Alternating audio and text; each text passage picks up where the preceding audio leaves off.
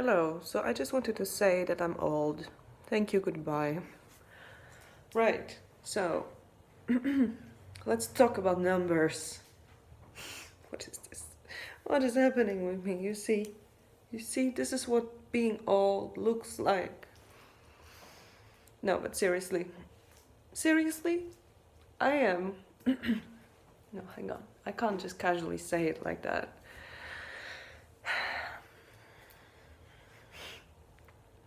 So, in a month and some time, I am going to be 30 years old. Holy crap. How, when, what happened? When did that happen? How is that even possible? I was never supposed to be 30 years old. I was always going to be 28 max. And I'm not talking about not living that long, just like remaining this age forever. How is that possible? How does it, like, why I'm still me. I don't I think I even feel like kind of stupid, more stupid than I was. No, I don't actually. It's my best year. It's best. This last year has been the best year of my life. So if it continues like this, there is plenty of amazing years ahead of me, and it's wonderful.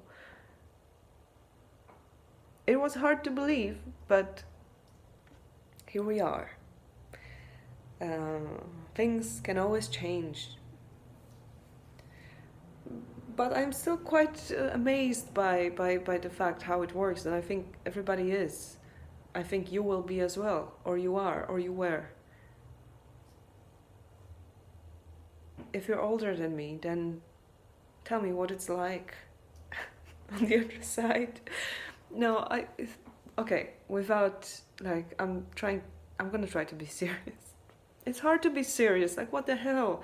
I don't feel any different. I mean, I do feel different, but it's not for, oh my god. I mean, I hope I feel still exactly the same when I'm 85, you know. I'm probably not gonna look the same. I'll probably look slightly different, only slightly. But I hope it doesn't, because, I mean, to be honest, I was gonna have some kind of crisis here. And yeah, there will be time for that, probably. And okay, don't laugh, because I know that if you're older than me, you're gonna be laughing like, oh my god, this is nothing, you're still young. Of course I'm still young, but it's still funny. And it wasn't as funny as I was 25. It was kind of funny. 20 was kind of funny, but 30 is funnier. It sounds like I'm an adult or something. How I mean, I've been an adult for over 10 years, like, officially. But now it kind of sounds serious. Now they call me Madame. Now, you know, kids don't know if they can.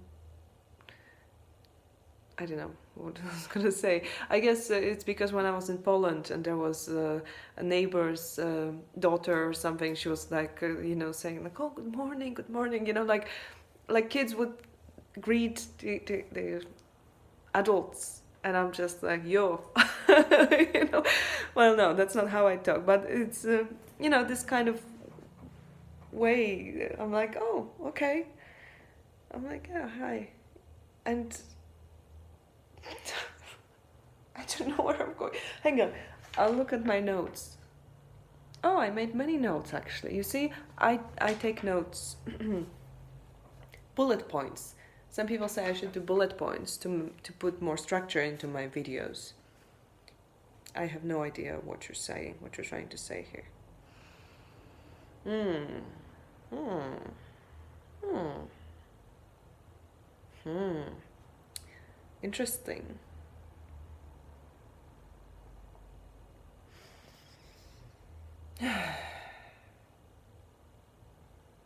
Right.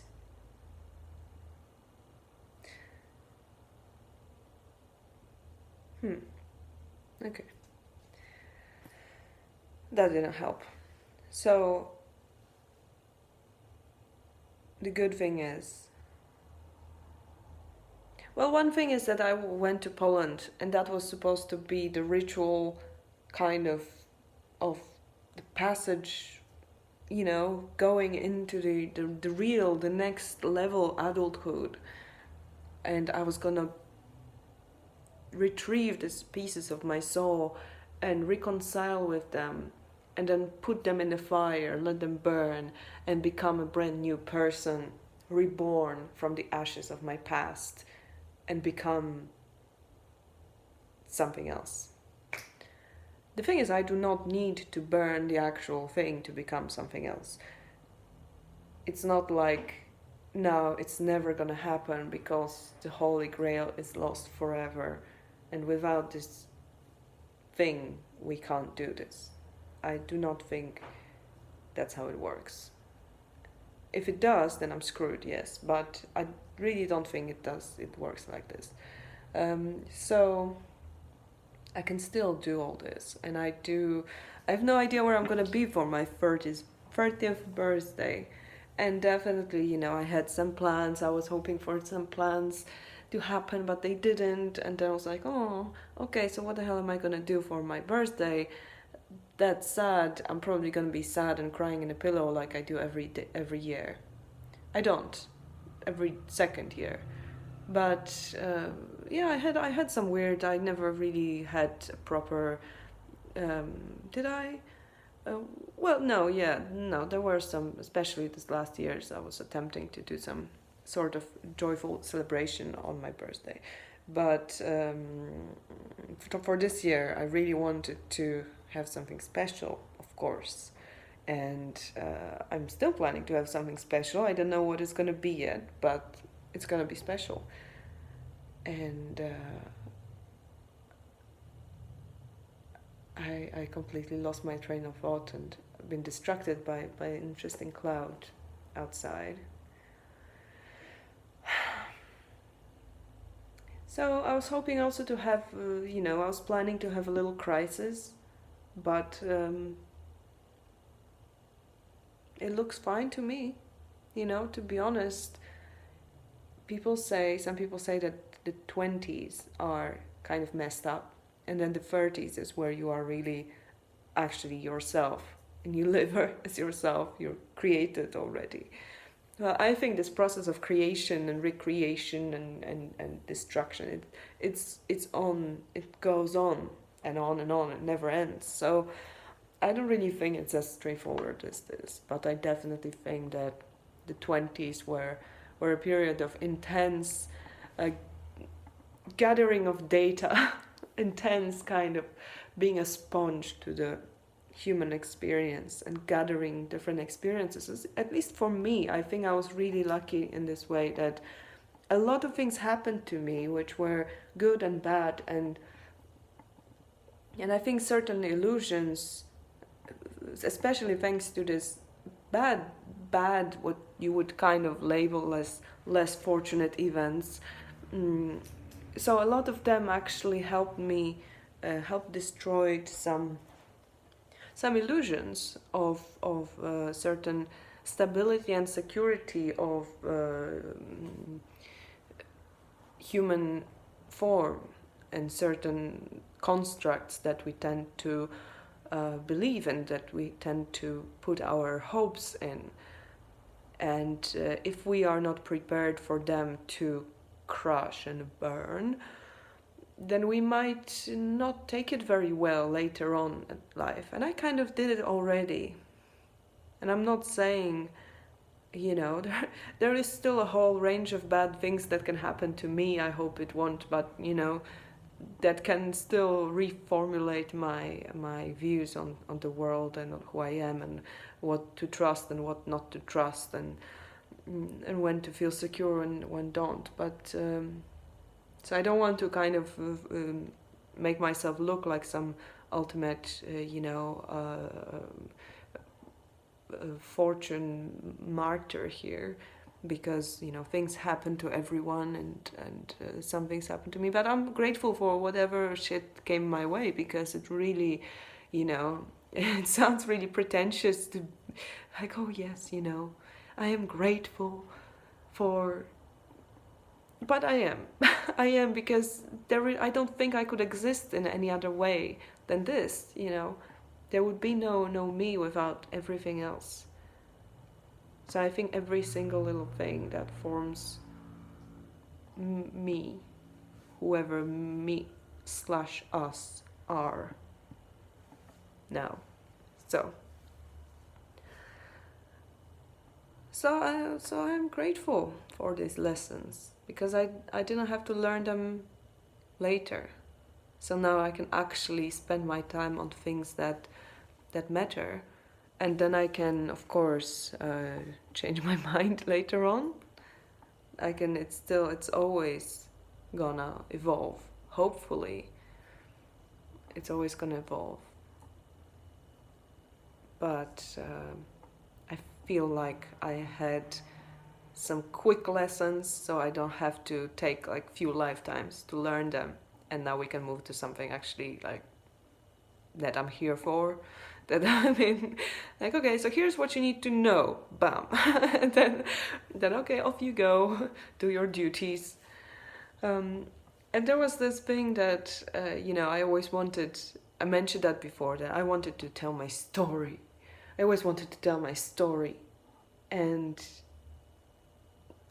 I still want to, although there are moments when I feel like, okay, it still needs to be told. This is the story that wants to be told, like the story of basically where I'm from, what I did, and how I became who I am now, and whatever really flows through me, I feel like has to have some outlet.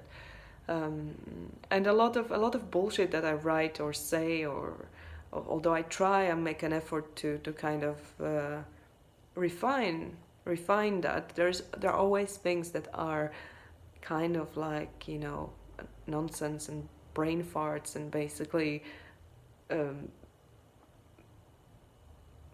vaguely just randomness, but I think it still has to be expressed so it doesn't linger. And this is how you find these other things that are of some kind of better value.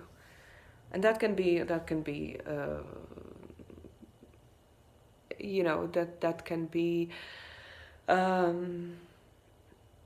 related to anything, really, this kind of principle. So yes, there are moments when I'm thinking like, especially, probably when I was younger, maybe I used to have some things seemed more important perhaps, and today I'm like, why would anyone care? Why is that even a thing? It's like, it's been my life, but it doesn't matter that much.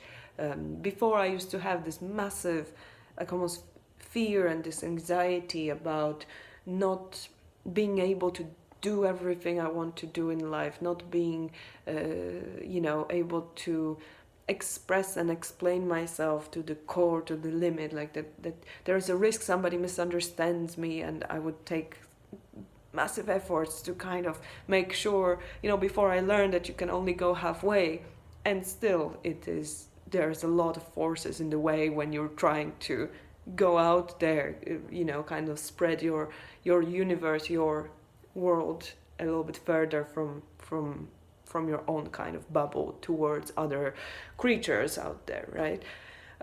So there's a lot that happens with the information to be distorted. So you can't really take the whole responsibility of what another person perceives. There's no way. It's ridiculous to take responsibility. You can only do as much, and which often made me think that actually it's a miracle that we can understand each other at all, or perhaps we just think that we do, and we vaguely produce similar sounds with a vaguely accepted consensus meaning, and we just carry on, without ever really knowing each other or anybody else's world. And this is where I think intuition is the only way, because there's just too much to it. If that makes any sense. Like, I feel like I've drifted off the waters to like unknown, misty land where I should go some other time. So we're gonna drift back to what I actually was trying to say here. That the story I wanted to say, the story of Alexandra, here I am, here's where I came from. And I've always seen this like almost, I probably had some form of,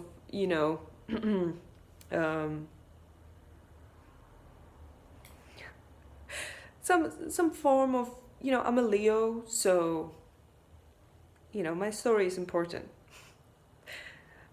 And sometimes I'm careful, thinking if I'm not attaching myself too much to my story. But then again, I think that it must be told to be released and to be transformed. Or maybe I can retell it. Maybe I can say it in a different way. I guess you'll never know. Oh no. No. I hope nobody noticed it. So, you have no idea what I was talking about. Very good, very good. So I have this little sheet of paper that's gonna help me get back on track, because this is very complicated.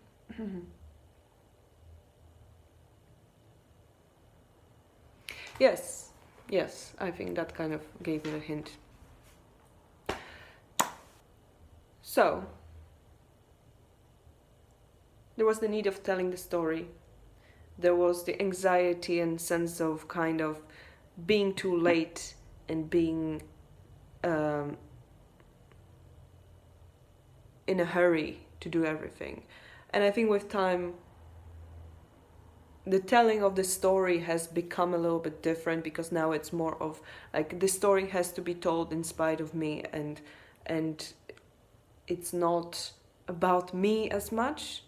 It's almost like I'm just a messenger, and it's not about just the hero. It's actually a lot of other stuff that is going on there that need to come to life. Then there is the sense of urgency that have been transformed into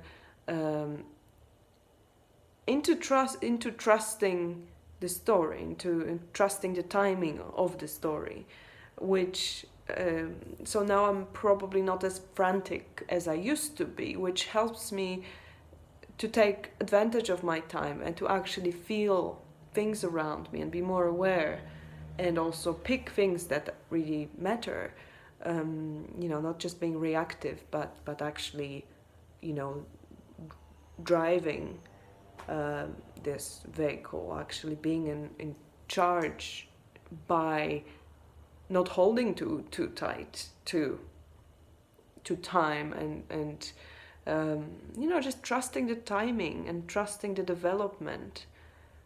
And another thing is that I think, there are still moments, all of these things, there are still moments I'm kind of, recognizing the fact of comparison, comparing your story to other stories, to other people, other people's stories. By the time, other people in my age have this and that, or do this and that. Well, who gives a shit? Who gives a shit? It's you don't know. And of course, I don't say that I am a hard, believer into kind of into a continuation of self along the incarnations, and that you just basically have a certain amount of lives that you've lived, and it's straightforward one to another. I think it's a bit more fluid and complex than that, but for the purpose of discussion, let's say somebody had somebody already took 3 lives. I mean, it took him 3 lives to realize something, and now they're able to do more, and you still have these lives. Whatever, it just, you can't compare it. It's I don't know why I'm saying it's been my problem for years, and this comparison with others, and it serves nothing. It's a complete waste of time. Yeah, now it seems ridiculous, but it would take in the past a lot of my energy.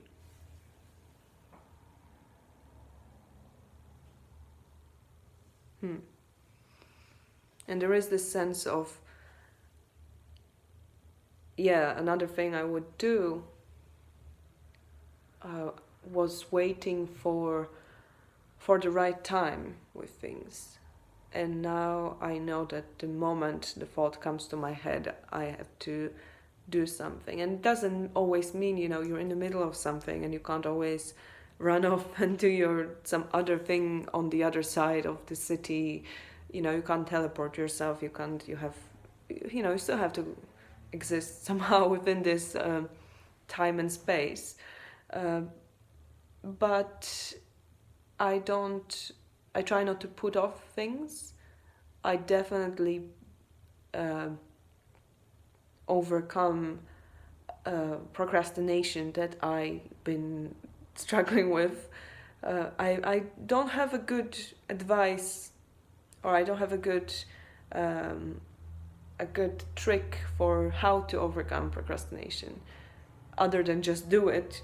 But it's not that. It's an effect of a long work, and eventually it happened. Eventually, slowly, it kind of happened. That's helpful, isn't it? Yes, I'm glad you think so as well. But yes, procrastination and waiting for the right time to do something, waiting for a better day, keeping things for a better day. Like I used to do that. I took it after my mother, I think, to keep best clothes for best time, best occasion, better day, and then I would end up with this mass of clothes that I would grew out of, and I would never get an opportunity to wear them again. Or this is very simple with clothes, but it's a million other things, and or just some opportunities that you think I'll do it later, and it just never happens. Of course, sometimes you have to choose. Sometimes you can't do everything, but if you can, then there is no better timing. There's no perfect timing, but the timing is always perfect as well. To do, if a thought comes to your head, if an idea or an opportunity comes along, that's the indicator that it's the right time, I think. And it might be the only time, so let's not take that for granted. So yes, that's another thing. I don't know which one in the row I was kind of like putting them into boxes, but another thing that changed in my 20s. Wow, so it really has become like this summary of my 20s. It really isn't. I would have to tell my story to give you the context.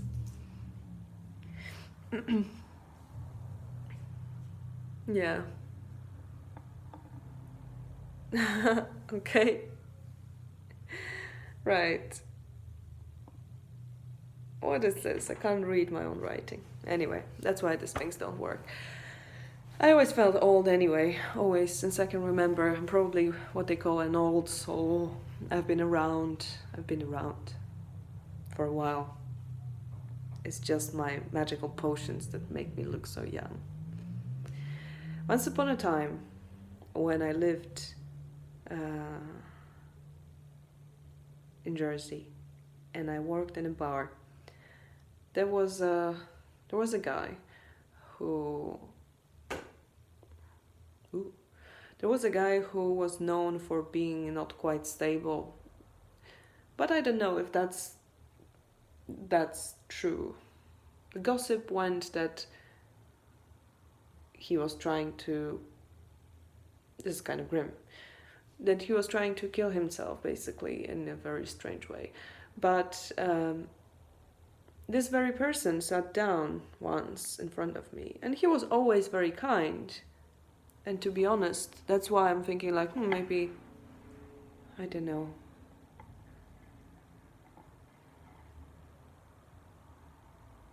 Maybe it was just, Jersey was such a strange place that anything, gossips would just flow in the air, and you don't really know if if it's not just somebody's revenge fantasy or some stupid shit. I bet there are stories about me in the air in Jersey as well. You can go and see if you can pick them up. Anyway, this guy was always very nice, actually, and not much of a trouble. But he liked to. It was a small bar. There was nowhere really to escape, so you would end up kind of standing, face to face with everyone always, and he would look at me and just think like, look in my eyes and think like, you have a wisdom of pyramids in your eyes. I'm like, I take that, thank you. That's very kind. I think that's very sweet. That's very nice. That's very weird, but I like that. Wisdom of pyramids. I mean, come on. if you don't know what to tell a girl, this is the best thing ever. Wisdom of pyramids. Fantastic. Anyway, so that's gonna be me. Expect more stories about stories and stories within stories and backstories to the actual stories, and I will speak to you soon, before I turn 30. Take care. Oh no, hang on, that didn't work.